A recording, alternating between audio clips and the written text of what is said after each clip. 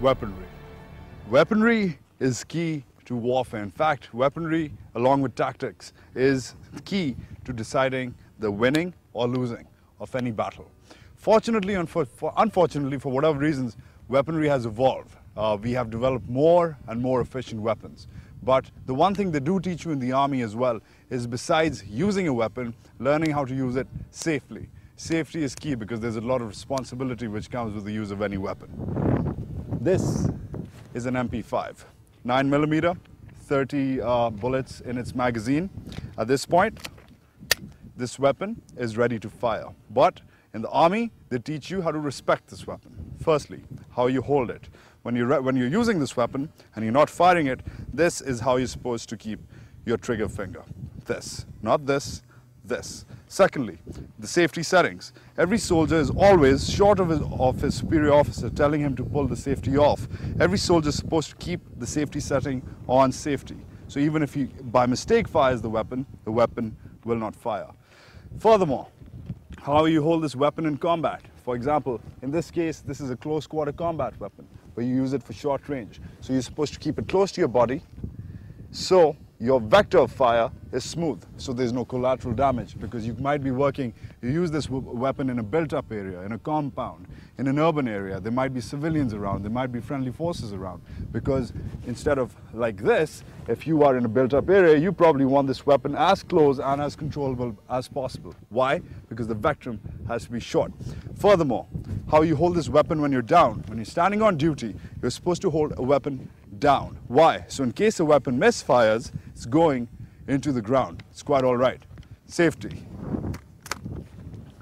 G3. Powerful weapon. Very powerful weapon. 7.62 mm. A 20-round box magazine. Oh boy. There. It's ready to go. Now, as far as this weapon is concerned, we know that it has the capability to knock out an enemy at around 300 meters. We know that weighs around more than 4 kg. We know it can do a lot of damage. Historically, it has. But this is what we also need to know. Every soldier, once again, is always supposed to keep it on safety. Same rule with the trigger finger. Same rule as well on holding it down. But a couple of other rules when it comes to firing. First of all, probably one of the most accurate positions in this weapon is kneeling down. Why? Because it has more weight. The center of gravity is different. So instead of standing up, you are more usually encouraged, versus the MP5, you're encouraged to kneel down and use this weapon. Why? More accurate, less damage to friendly forces or collateral damage. Same thing, even better. The prone position. Why? Because your fire, your spectrum of fire is even more accurate. And when you're done firing, what do? Put your hands up or put your weapon up. Always key. Safety is key.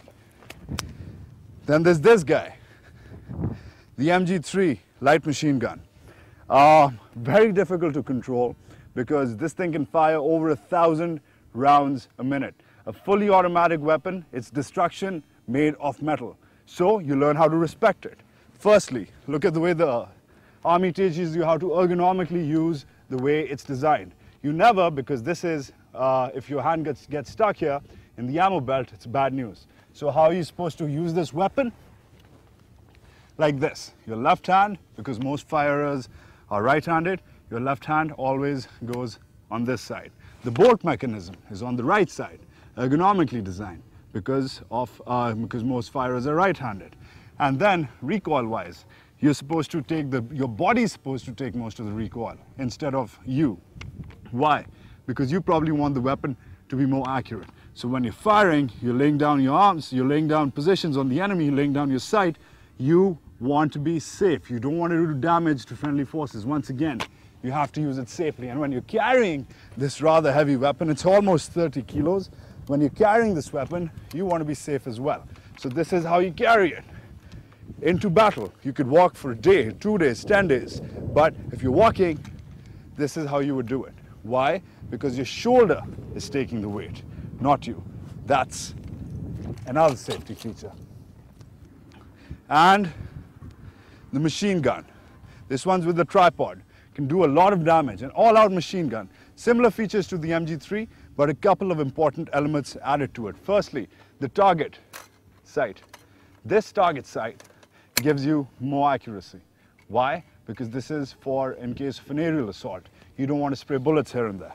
Secondly, when you're working in a crowded area, you can set your rate of fire. First of all, you can use this elevation mechanism to figure out how exactly you want to tilt your fire.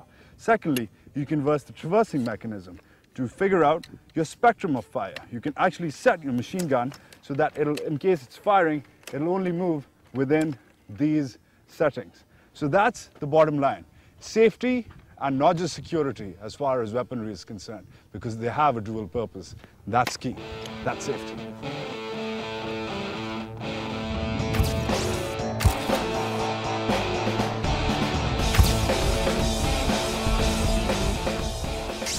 In this week's episode of We Are Soldiers, you were introduced to the operational functioning of the Army, Pakistan's largest armed force.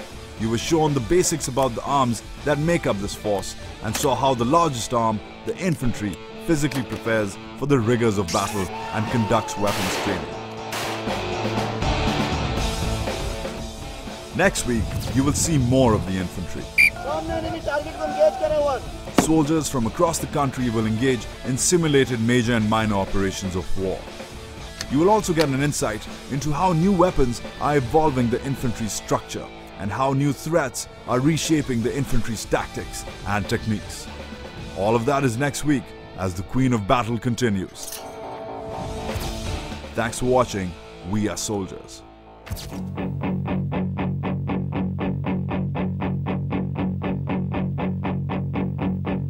I got soul, but I'm not a soldier. I got soul, but I'm not a soldier. I got soul, but I'm not a soldier. I got soul.